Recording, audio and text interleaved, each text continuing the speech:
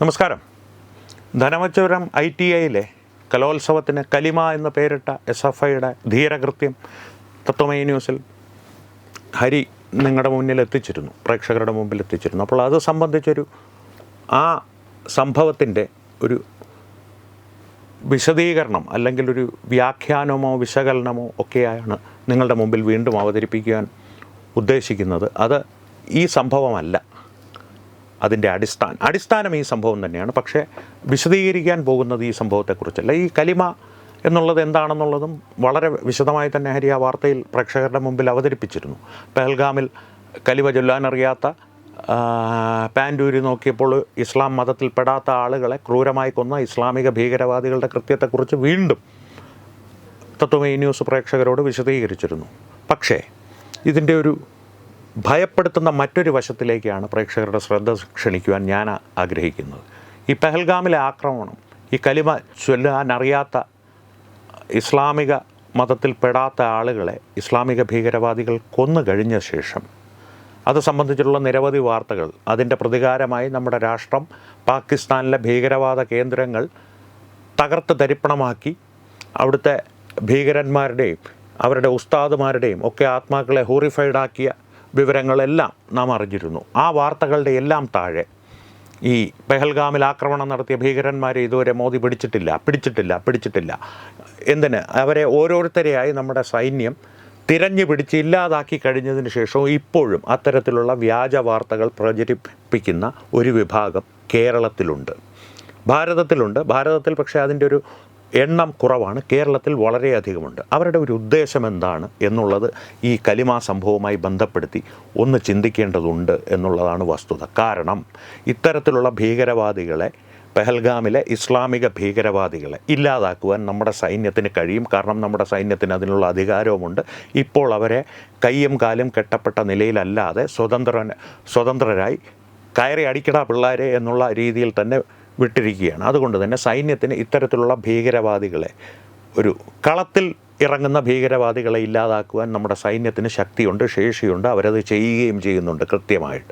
പക്ഷേ ഞാൻ നേരത്തെ പറഞ്ഞതുപോലെ ഇത്തരത്തിലുള്ള ഓരോ വാർത്തകളുടെയും താഴെ സാമൂഹ്യ മാധ്യമങ്ങളിൽ അല്ലെങ്കിൽ മുഖ്യധാരാ മാധ്യമങ്ങളുടെ സാമൂഹ്യ മാധ്യമ പേജുകളിൽ കമൻറ്റുകളായി വന്ന് നിറയുന്ന ഇത്തരത്തിലുള്ള ഒരു ദിശതിരിക്കൽ ശ്രമങ്ങളെ ഭയപ്പാടോടുകൂടി തന്നെ നാം കാണണം. കാരണം ഇവരെല്ലാം, ഈ കമൻറ്റുകൾ ചെയ്യുന്നവർ പല രീതിയിൽ പല രൂപത്തിൽ നമ്മുടെ ഇടയിലാണ് വസിക്കുന്നത്, അവർ സുഖമായി പതുങ്ങിയിരിക്കുന്നത്.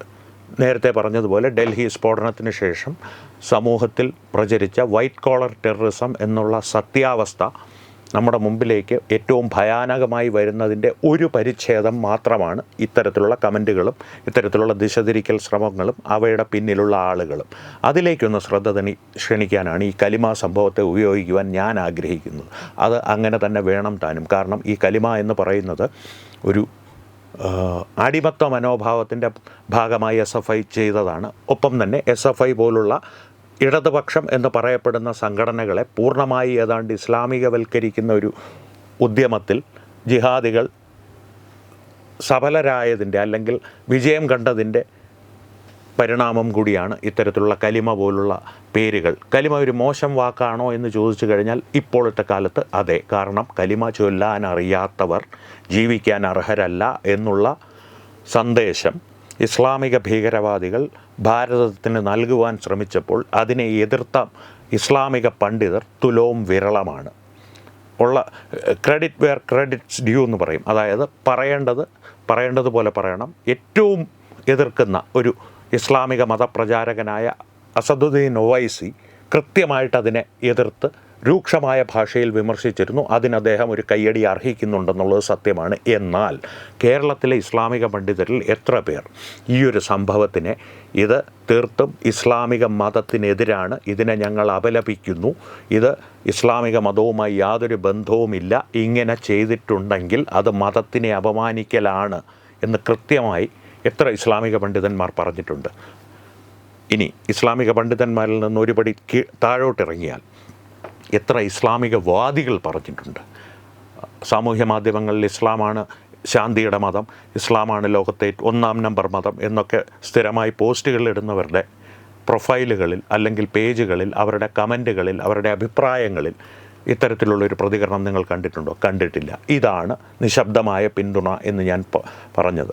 കളത്തിലിറങ്ങി പോരാടുന്ന ഭീകരവാദികൾ, അവർ ഭീരുക്കളാണെങ്കിൽ പോലും അവരെ പലപ്പോഴും നമ്മുടെ സൈന്യത്തിനെങ്കിലും അല്ലെങ്കിൽ അന്വേഷണ ഏജൻസികൾക്കെങ്കിലും കണ്ണിന് നേരെ കണ്ടുപിടിക്കുവാനോ അല്ലെങ്കിൽ അവരെ ഇല്ലാതാക്കുവാനോ അവരെ നിർവീര്യമാക്കുവാനോ ഒക്കെയുള്ള സാധ്യതകൾ വളരെ അധികമാണ്. പക്ഷേ നമ്മുടെ ഇടയിൽ പതുങ്ങിയിരിക്കുന്ന ഇത്തരത്തിലുള്ള നിശബ്ദ പിന്തുണക്കാർ പലപ്പോഴും ഡൽഹിയിലെ ഡോക്ടർ പോലെ, ഉമർ നബിയെപ്പോലെ നമ്മുടെ ഇടയിൽ തന്നെ പൊട്ടിച്ചിതറി നമ്മുടെയൊക്കെ അല്ലെങ്കിൽ നമ്മുടെ പ്രിയപ്പെട്ടവരുടെ ജീവനുകളെയൊക്കെ ഇല്ലാതാക്കുവാൻ ശേഷിയുള്ളവരാണ്. ഒരുപക്ഷെ അത്തരത്തിലേക്ക് വളരുവാൻ സാധ്യതയുമുള്ളവരാണ്. ഒരുപക്ഷെ എന്നുള്ളത് ഞാൻ വളരെ ലൈറ്റായിട്ടാണ് പറയുന്നത്. അതായത് ഒരുപക്ഷെ ഏതാണ്ട് നിശബ്ദമായി തന്നെ നിങ്ങളതിൽ കാണണം. ഒരുപക്ഷെ എന്നല്ല, തീർച്ചയായും സാധ്യതയുണ്ട് എന്ന് തന്നെ വേണം പറയാൻ. പക്ഷേ അത്തരത്തിലുള്ളൊരു എന്താ പറയുക, മുഴുവനായി അടച്ചുള്ളൊരു ആരോപണത്തിന് തൽക്കാലം ഞാൻ ഉദ്ദേശിക്കുന്നില്ല. പക്ഷേ ഇത്തരത്തിലുള്ളവരെ ശ്രദ്ധിക്കുക. അതിന് ഈ കലിമ സംഭവം ഉപകാരപ്രദമാകുമെങ്കിൽ ഒരു തരത്തിൽ ഇത് നല്ലതാണ്. പക്ഷേ പോലെ തന്നെ ഇത്തരത്തിൽ SFI പോലെ, DYFI പോലെ, ഇടതുപക്ഷമെന്ന് ഇപ്പോഴും സ്വയം വിശേഷിപ്പിക്കുന്ന അഭിമന്യുവിനെ പോലൊരു അവരുടെ തന്നെ ഏറ്റവും സക്രിയനായ, എല്ലാവർക്കും പ്രിയപ്പെട്ട ഒരു സഖാവിനെ ഇസ്ലാമിക ഭീകരവാദികൾക്ക് കുരുതി കൊടുത്തിട്ട് പോലും ഇപ്പോഴും ഇസ്ലാമിക ഭീകരവാദികളെ തുറന്നു വിമർശിക്കുവാൻ വിമുഖത കാണിക്കുന്ന SFIയോ DYFIയുടെയോ നേതാക്കളെ കണ്ണിന് നേരെ കാണുമ്പോൾ നിങ്ങൾ ചോദിക്കുക, അല്ലെങ്കിൽ അവരോട് മുഖത്ത് നോക്കി ചോദിച്ചില്ലെങ്കിൽ നിങ്ങളുടെ മനസ്സിലെങ്കിലും ഇത്തരമൊരു ചോദ്യം ഉയരണം. എന്തുകൊണ്ട് ഇസ്ലാമിക ഭീകരത ഇടതുപക്ഷത്ത് ഇത്രയധികം പിടിമുറുക്കുന്നു? ആ പിടിമുറുക്കലിൻ്റെ ഭാഗമായിട്ടല്ലേ നിങ്ങൾ ഇന്ന് കലിമ, ഇന്നലെ ഇന്തിഫാദ തുടങ്ങിയ ഭീകരവാദ സംബന്ധിയായിട്ടുള്ള പദങ്ങൾ, ഭീകരവാദ സംബന്ധിയായി മാത്രം പ്രചരിപ്പിക്കപ്പെടുന്ന പദങ്ങൾ നിങ്ങളുടെ കലോത്സവങ്ങൾ എന്നുള്ള ആഭാസ സംരംഭങ്ങൾക്ക് ഉപയോഗിക്കുന്നത് എന്നുള്ള ചോദ്യം സ്വയമെങ്കിലും ഉള്ളിൻ്റെ ഉള്ളിലെങ്കിലും നിങ്ങൾ ചോദിക്കുക. അവരോടുള്ളൊരു മനോഭാവത്തിൽ മാറ്റം വരുത്തുക. കാരണം ഈ അടിമകളോട് സാധാരണഗതിയിൽ സഹതാപമാണ് തോന്നേണ്ടത്. പക്ഷേ ഈ അടിമകളോട് സഹതാപം തോന്നിയാൽ ആ അടിമകളെ നിയന്ത്രിക്കുന്ന ഉടമകളായിട്ടുള്ള ജിഹാദികൾ അവരുടെ ആത്യന്തികമായ ലക്ഷ്യം പ്രാവർത്തികമാക്കുവാനായി ആ സഹതാപത്തെ പോലും ഉപയോഗിക്കുന്നൊരവസ്ഥയാണ് ഭരണ സംവിധാനത്തിലൂടെയാണെങ്കിലും തെരുവിൽ നിരത്തുകളിൽ ഇത്തരം കുട്ടി സഖാക്കളെ ഉപയോഗിച്ച് ചുടുചോറ് വാരിക്കുന്ന കാര്യങ്ങൾക്കായാലും ഉപയോഗിക്കുന്നത് എന്നുള്ള വസ്തുതയും മനസ്സിലാക്കുക. അത് മനസ്സിലാക്കുവാനായിട്ട് സിനിമകളിലൊക്കെ പറയുന്നത് പോലെ ഒരുപാട് ബുദ്ധിശക്തിയോ അല്ലെങ്കിൽ വലിയ പഠനമോ ഒന്നും വേണ്ട. 4 നേരം ചോറുണ്ണുന്നവൻ്റെ, 4 നേരം അല്ലെങ്കിൽ 3 നേരം പോട്ടെ, 2 നേരം, 1 നേരമെങ്കിലും ചോറുണ്ണുന്നവൻ്റെ സാമാന്യ ബുദ്ധി മാത്രം മതി. ദൈനംദിനമെന്നോണം നമ്മുടെ മുന്നിൽ വരുന്ന വാർത്തകൾ ശ്രദ്ധിക്കുക, വാർത്തകളുടെ വരികൾക്കിടയിലൂടെ വായിക്കുക. കാരണം കേരളത്തിലെ മുഖ്യധാരാ മാധ്യമങ്ങൾ പലപ്പോഴും പ്രമുഖരായ വ്യക്തികളെ സംരക്ഷിക്കാൻ അല്ലെങ്കിൽ പ്രമുഖരായ മതങ്ങളെ, മതപണ്ഡിതന്മാരെ അതിൻ്റെ പ്രചാരകരായി സ്വയം മുന്നോട്ട് വയ്ക്കുന്ന ആൾക്കാരുടെ മനസ്സ് വേദനിപ്പിക്കാതിരിക്കുവാൻ വേണ്ടി ഇത്തരത്തിലുള്ള വാർത്തകൾ വളരെ പതിഞ്ഞ രീതിയിലേ കൊടുക്കാറുള്ളൂ, അല്ലെങ്കിൽ ഒരു മയപ്പെടുത്തിയ രീതിയിലേ കൊടുക്കാറുള്ളൂ. അപ്പോൾ വരികൾക്കിടയിൽ വായിക്കുവാൻ ശ്രമിക്കുക. ആ വായനയിൽ നിങ്ങളുടെ മുമ്പിൽ യഥാർത്ഥ ചിത്രം തെളിഞ്ഞു വരും. അത് ഭയപ്പെടുത്തുന്നൊരു ചിത്രമാണോ അല്ലയോ എന്ന് നിങ്ങൾ തീരുമാനിക്കുന്നിടത്ത് മാറ്റത്തിൻ്റെ തുടക്കം ഉണ്ടാകും. ഇല്ലെങ്കിൽ, ഭയപ്പെടുത്തുന്നില്ല എന്നാണ് നിങ്ങൾ തീരുമാനിക്കുന്നതെങ്കിൽ അതും ഒരു മാറ്റത്തിൻ്റെ തുടക്കമായിരിക്കും. പക്ഷേ നിങ്ങൾക്ക് അനുകൂലമായ, നിങ്ങൾക്ക് സന്തോഷകരമായൊരു മാറ്റമായിരിക്കില്ല അത് ആത്യന്തികമായി വന്നു ഭവിക്കുമ്പോൾ എന്നുള്ളത് മാത്രമാണ് നിങ്ങളോട് പറയുവാനുള്ളത്. നമസ്കാരം. Brought you by Kerala AIDS control society. HIV AIDS സംബന്ധമായ സംശയങ്ങൾക്ക് 1097 എന്ന 24 മണിക്കൂറും പ്രവർത്തിക്കുന്ന ടോൾ ഫ്രീ നമ്പറിലേക്ക് വിളിക്കുക.